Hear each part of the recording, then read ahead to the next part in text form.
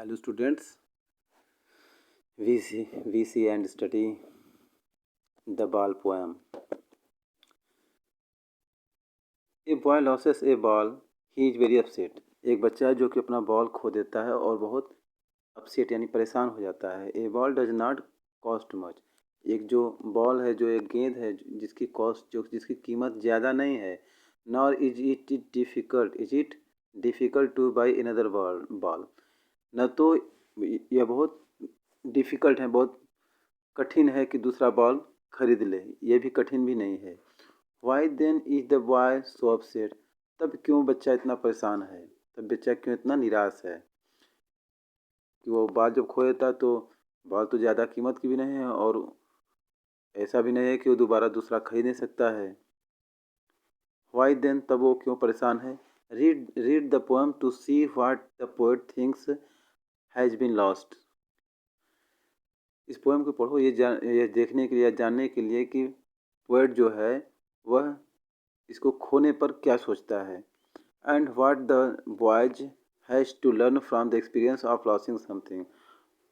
और बच्चे का क्या एक्सपीरियंस होता है कुछ भी खोने से वो क्या सीखता है। तो let's begin. What is the boy now who has lost his ball. क्या करेगा अब बच्चा, अब वह बच्चा क्या करेगा जो कि अपना बॉल खो दिया है, जिसका बॉल खो चुका है, जिसका गेंद। अब वो बच्चा क्या करेगा। What is he to do. अब उसको क्या करना है, उसको क्या करना चाहिए। आई सा इट गो। मैंने उसे जाते हुए देखा। मैरली यानी खुशी से। बाउंसिंग उछलते हुए डाउन द स्ट्रीट यानी सड़कों पर जाते हुए मैंने देखा उसे, किसको, बॉल को। And then merrily over, then it is in the water. और उसके बाद वह मैरिली यानी खुशी से आगे जाते हुए पानी में चला गया। कौन सा, बॉल।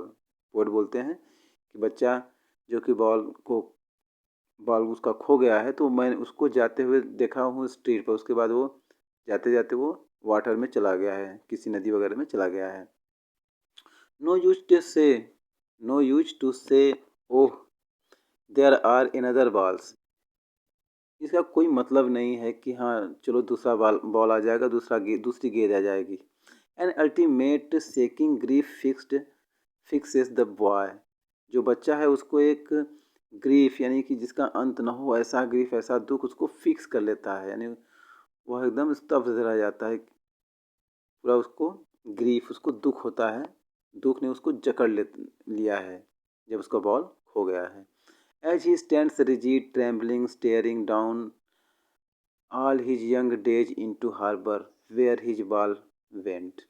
वो बच्चा रिजिड यानी एक तरह जड़वत खड़ा है, कांपते हुए वहाँ पर देख रहा है कि उसका जो पूरा यंग डेज है, जो उसका जवानी है, हार्बर यानी कि ये जो बंदरगाह होता है वहाँ पर चला गया जहाँ उसका बॉल है।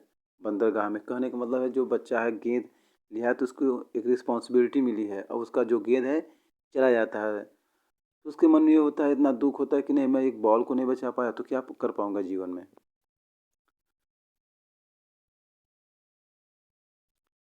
I would not intrude on him.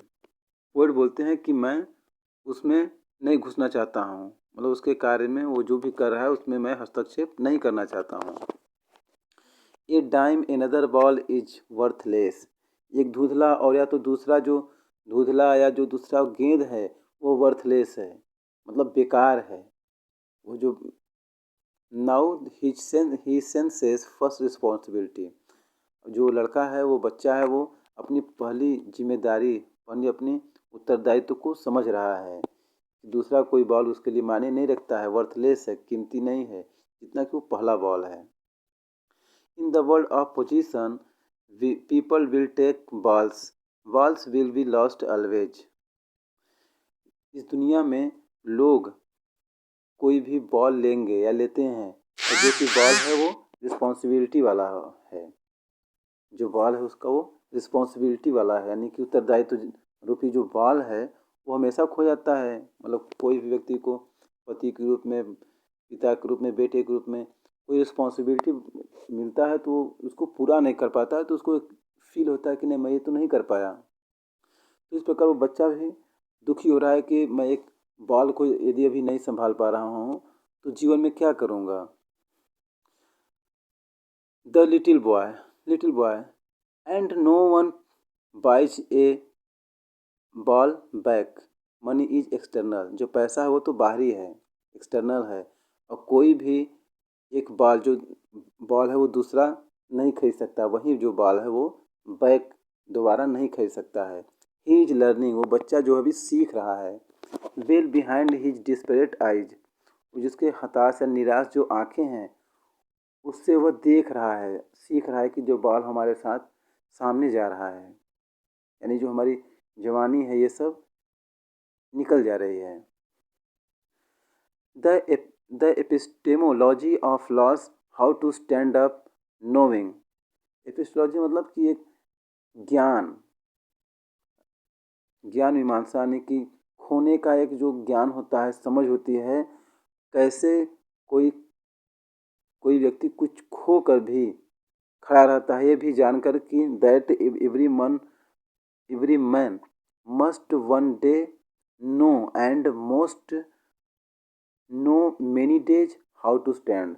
बहुत से व्यक्ति एक दिन में समझ जाते हैं कि हाँ हमें कैसे स्टैंड होना है, और बहुत से अधिकांश व्यक्ति कई दिनों में सीखते हैं कि हाँ कैसे स्टैंड होना है, कैसे खड़ा होना है हमें। तो यही है, जॉन बेरीमैन इसके पोएट हैं, कंपोज किए हैं इस पोएम को। तो इसमें यही कहा गया है कि कोई भी बच्चा है या कोई भी व्यक्ति है तो जो उसको जिम्मेदारियाँ मिलता है तो उसको यदि नहीं कर पाता है, उसको यदि अच्छे से नहीं तो उसको गिल्टी फील होता है। वो खड़ा रहता है कि नहीं मुझे तो एक रिस्पॉन्सिबिलिटी या उत्तरदायित्व तो जीवन में पहली बार मिला, मैं उसको नहीं कर पाया, तो आगे चलकर मैं क्या कर पाऊँगा, तो इसीलिए वो हताश हो जाता है।